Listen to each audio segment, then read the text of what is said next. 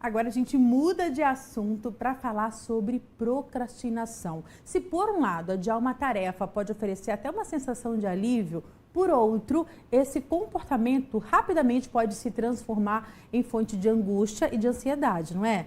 Sobre a procrastinação que a gente vai conversar agora, porque esse é um problema que pode atrapalhar e muito a nossa vida. Sobre esse assunto, eu converso a partir de agora com a especialista em liderança e comportamento humano, Leila Santos. Bom dia, Leila. Bem-vinda novamente à edição Manhã.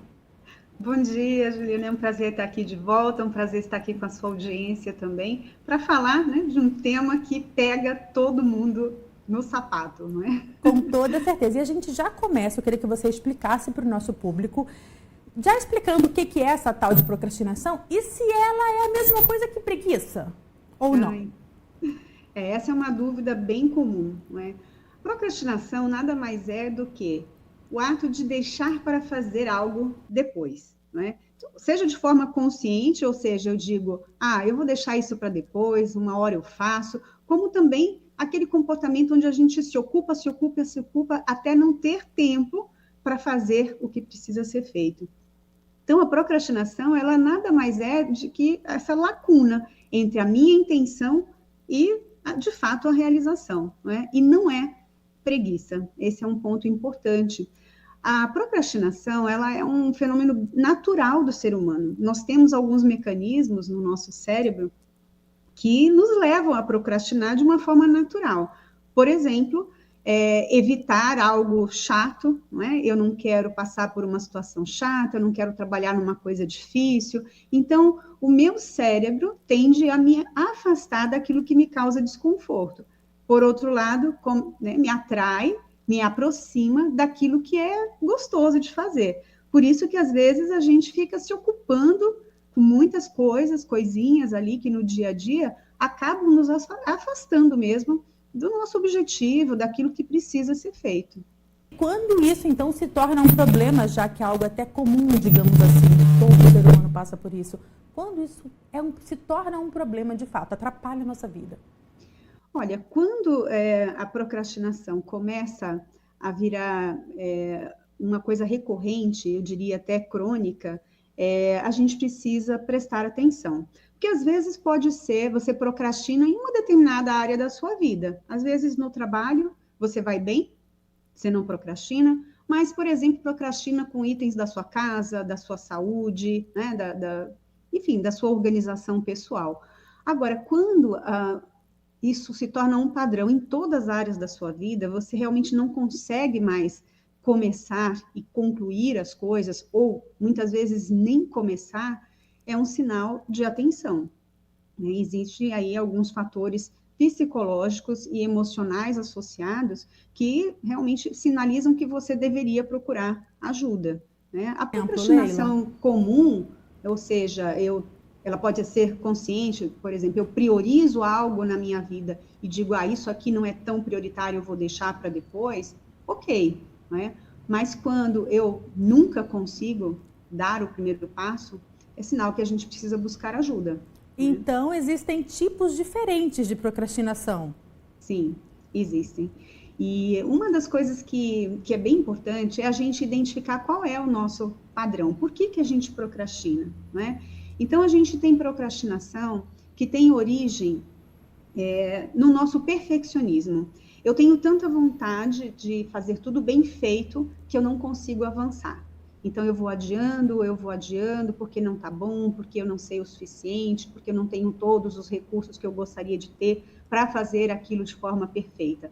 Esse é um fator. Você tem que entender que o perfeccionismo é um fator de procrastinação. Então, bom, se eu tenho esse fator, eu preciso ter um tipo de estratégia diferente. Existem outras formas também de o medo de errar, medo de ser julgado, tem a procrastinação também que tem origem na nossa desorganização. Quando a gente não sabe dizer não, a gente acaba abraçando mais do que a gente pode dar conta. Quando a gente acha que vai dar tempo, então existe aí uma procrastinação que nasce no nosso otimismo excessivo. Olha que interessante. eu acho, sabe aquela frase? No fim tudo dá certo, vai ter tempo, eu vou deixar que... Né? E se por acaso, alguma vez na sua vida deu certo, isso acaba criando aí, né, um reforço. Né? O seu cérebro entende assim, verdade, isso vai dar certo. Mas isso é um fator de procrastinação também. E é possível, Leila, diminuir, eliminar a procrastinação? Como que a gente pode fazer isso?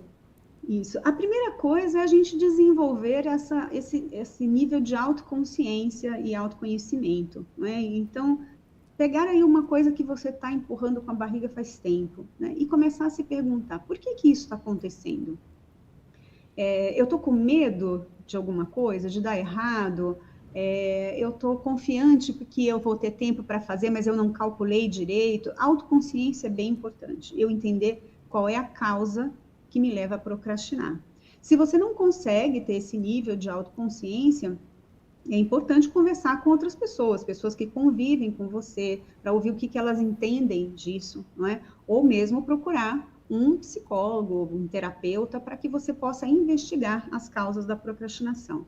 Ok, eu identifiquei qual é a causa da minha procrastinação, eu preciso, então, começar a criar um ambiente mais produtivo ao meu redor. Se eu entendi a causa, eu entendo as distrações, aquilo que vai tirar o meu foco, e eu começo a eliminar isso do meu dia a dia. Né? Se tem uma coisa que atrapalha muito a gente, é isso aqui, né?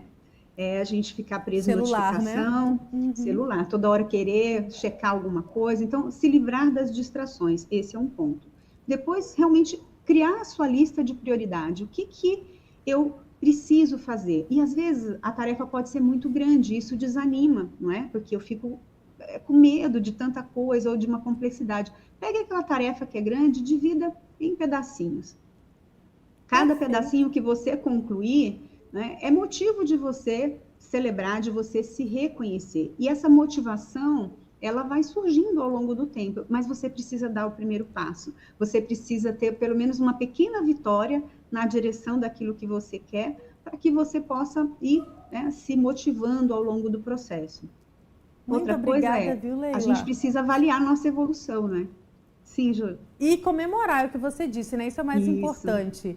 Quero agradecer demais as suas orientações, as suas dicas mesmo para a gente entender, saber que a gente está procrastinando e tomar uma medida em relação a isso. E vou até falar para o nosso público compartilhar com todo mundo essa nossa conversa. Muito obrigada, viu? Obrigada e uma ótima semana para você. Para você também, João. Um prazer. Tchau.